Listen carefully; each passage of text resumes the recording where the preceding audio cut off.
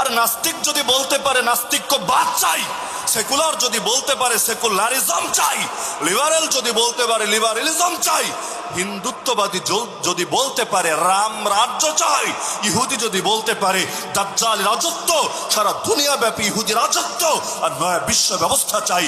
আরে তুমি আল্লাহর বান্দা হয়ে, নবীর উম্মত হয়ে, আল্লাহর জমিনে দাঁড়িয়ে, পৃথিবীর সর্বশ্রেষ্ঠ আদর্শের অধিকারী হয়ে, এমনকি তোমার প্রাণের রক্ষাকারী স্বয়ং আল্লাহ, এটা জানার পরও, বোঝার পরও, বিশ্বাস করার পরও, এমনকি হাসবুনাল্লাহু ওয়া নি'মাল ওয়াকিল আর আল্লাহু আকবার এরকম পবিত্র বাক্যগুলো মুখ দিয়ে বলার পরও কিভাবে তুমি হক কথা বলতে ভয় পেতে পারো? হিন্দুত্ববাদী যদি ভয় না পায়, তুমি কেন ভয় পাচ্ছ?